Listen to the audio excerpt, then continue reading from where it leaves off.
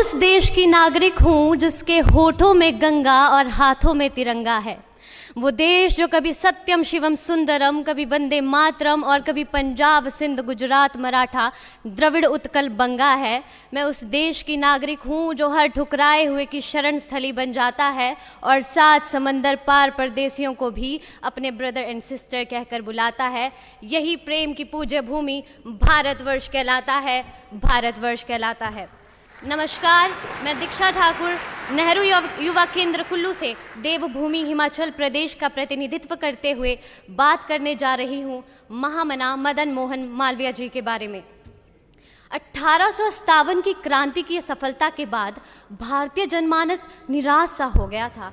ऐसे में 25 दिसंबर 1861 को तीर्थराज प्रयाग में बालक मदन मोहन का जन्म हुआ, जिन्होंने आगे चलकर न केवल भारतीय संस्कृति का संरक्षण किया वरन शिक्षा के द्वारा परंपरागत और आधुनिक ज्ञान विज्ञान से समान्वित विकास एवं प्रसार से पराधीन राष्ट्र के आत्मविश्वास और स्वाभिमान को बढ़ाया।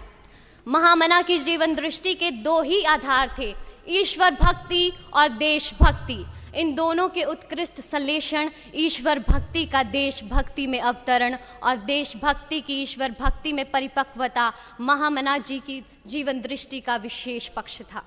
महामना सच्चे अर्थों के तपस्वी थे। सात्विक तप के सारे पक्ष उनमें विद्यमान थे। श्रीमद् भगवद गीता में वर्णित वाचिक, कायिक और मानसिक तप के वे साधक थे। सदा शुद्ध संकल्प युक्त रहना उनका मानसिक तप था।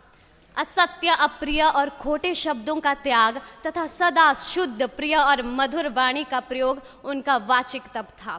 दूसरों की सहायता करना, समाज की सेवा करना और देश और जाति के लिए अपने शरीर पर होने वाले कष्टों की परवाह ना करना उनका शारीरिक तप था। महामना प्रखर राष्ट्रवादी और उच्च कोटि के देशभक्त थे। वे जाति, भाषा, संप्रदाय और क्षेत्र के आधार पर भारतीयों के मध्य बढ़ते दुराव को समाप्त कर देश को एक शक्तिशाली राष्ट्र और संप्रभु देश के रूप में देखना चाहते थे। अपने इन्हीं सपनों को साकार रूप देने के लिए और शिक्षा के व्यापक प्रचार प्रसार के लिए महामना ने काशी में हिंदू विश्वविद्यालय की स्थापना की।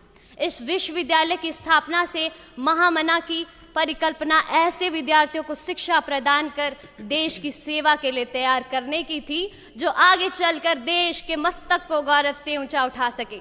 तो आइए आज हम सब भी ये प्रण लेते हैं कि हम आगे चलकर हर वो संभव कार्य करेंगे जिससे हमारे देश का मस्तक गौरव से ऊंचा हो सके। जय हिंद, जय भारत।